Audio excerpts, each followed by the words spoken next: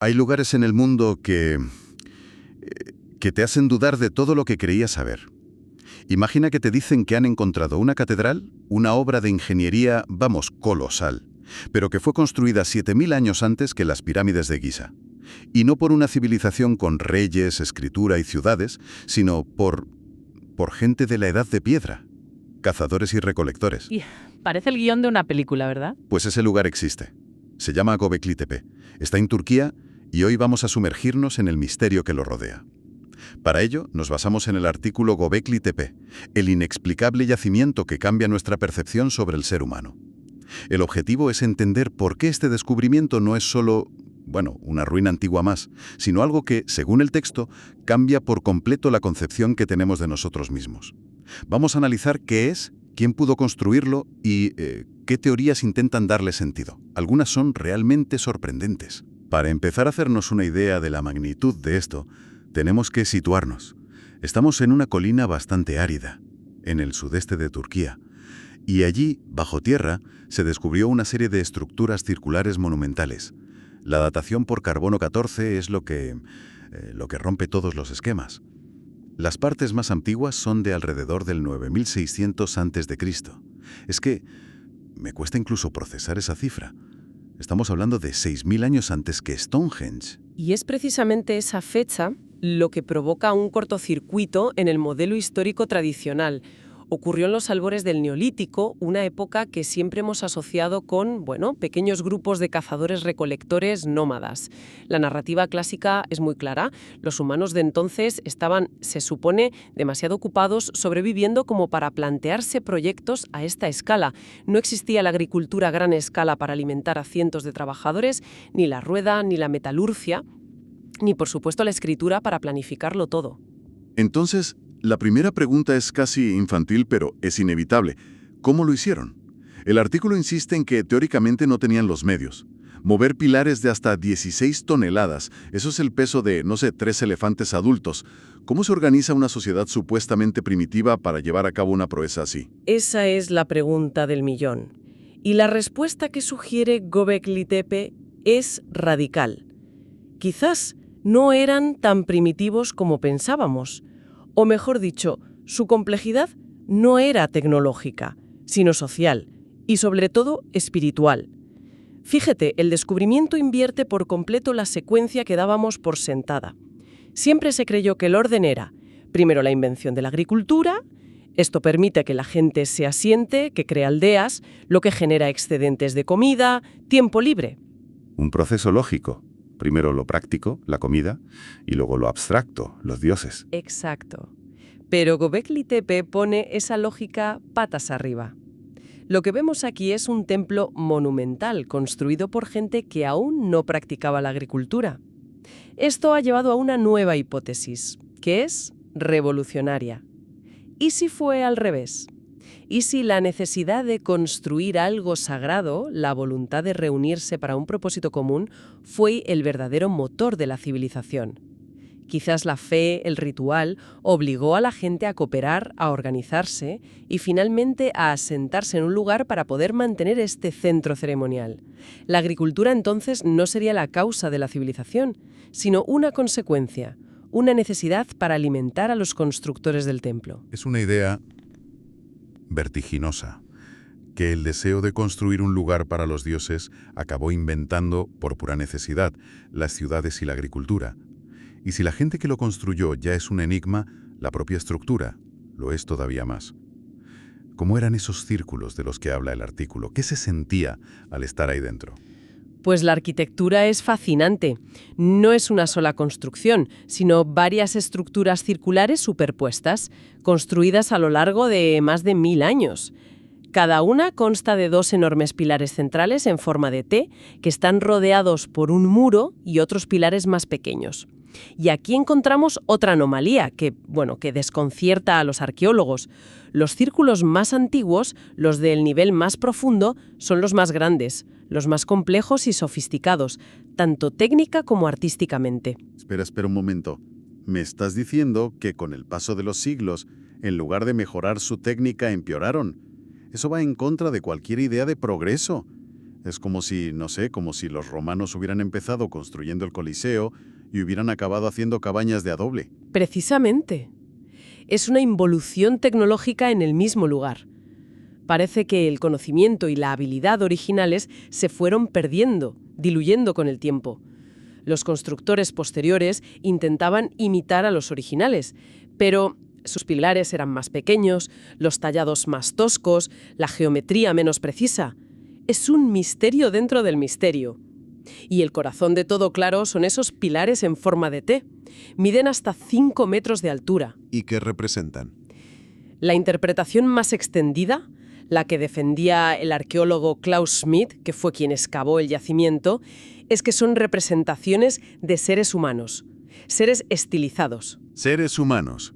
¿Por qué en forma de T? Si te fijas bien, en algunos se ven relieves, unos brazos a los lados, unas manos que se juntan sobre el vientre, que además está cubierto por un taparrabos. Son figuras abstractas, sin rostro, anónimas. Quizás representen a los antepasados, a seres mitológicos o a los propios dioses.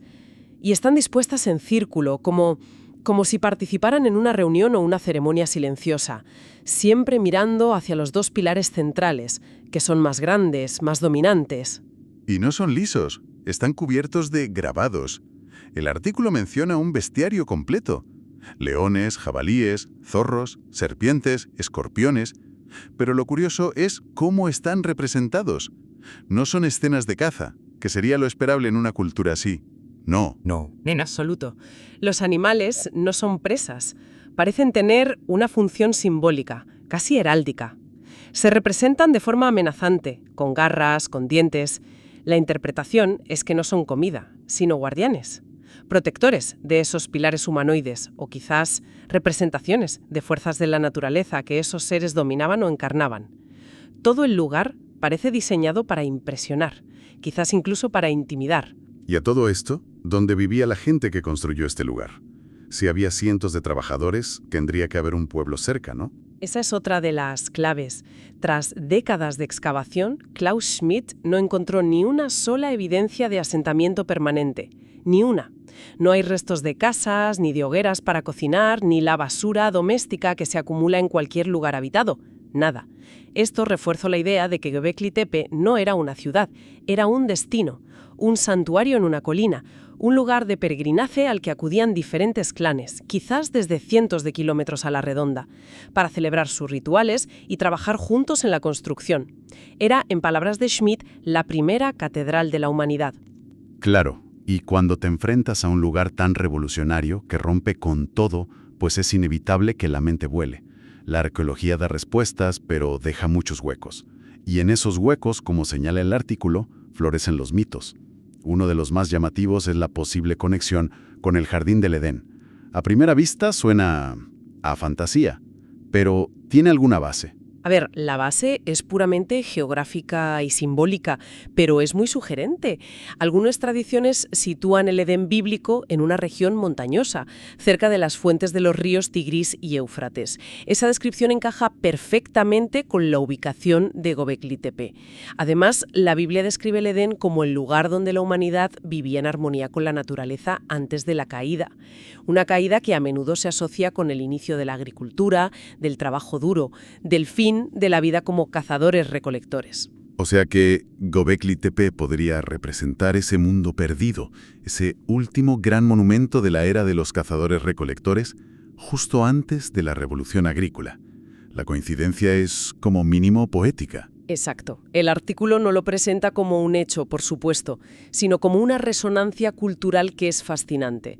Nos hace pensar en el origen de nuestros mitos fundacionales. ¿Podrían historias como la del Edén ser un eco lejano, una memoria distorsionada de esa transición que debió ser traumática, del nomadismo a la agricultura? Es una posibilidad intrigante. Y el artículo no se detiene ahí. Menciona otra leyenda de la región, esta vez sumeria, la de los Apkallu. Sí, esta es otra conexión asombrosa. Según la mitología de Mesopotamia, los Apkallu eran 7 sabios. A veces se les describe como seres mitad pez, mitad hombre, que emergieron del mar antes del diluvio universal y fueron enviados por los dioses para enseñar a la humanidad las artes de la civilización. ¿Y qué les enseñaron? Pues específicamente se menciona la agricultura, la escritura y, de forma muy destacada, cómo construir templos. La historia encaja como un guante. Un conocimiento avanzado que aparece de repente y que tiene como epicentro la construcción de un templo. Suena demasiado perfecto para ser casualidad. Es una narrativa que intenta explicar un salto cualitativo en la historia humana, un avance que parece inexplicable. Ante un enigma como Göbekli Tepe, es natural buscar respuestas en estos mitos que hablan de una sabiduría perdida o entregada por los dioses. El propio artículo lo reconoce, casi como un guiño. Cuando un misterio arqueológico es tan profundo, las teorías sobre influencias externas, incluso extraterrestres, siempre acaban apareciendo. Sobre todo por esa conexión con el conocimiento avanzado que se atribuye a los sumerios. No se trata de darles credibilidad, sino de entender el impacto cultural de un descubrimiento así. Pero más allá de mitos y especulaciones, el yacimiento guarda un último acto. Un enigma final que es para mí el más desconcertante de todos. Después de usar este lugar sagrado durante más de 1000 años, no lo abandonaron sin más. Hicieron algo increíble. Lo enterraron. Deliberadamente. Usando miles de toneladas de tierra, escombros y huesos de animales, cubrieron por completo los pilares, los muros, todo el complejo. Fue un esfuerzo monumental, casi tan grande como el de construirlo. Decidieron de forma consciente que Göbekli Tepe debía desaparecer de la faz de la tierra. Pero, ¿por qué? O sea, ¿por qué dedicar tanto esfuerzo a ocultar tu creación más sagrada?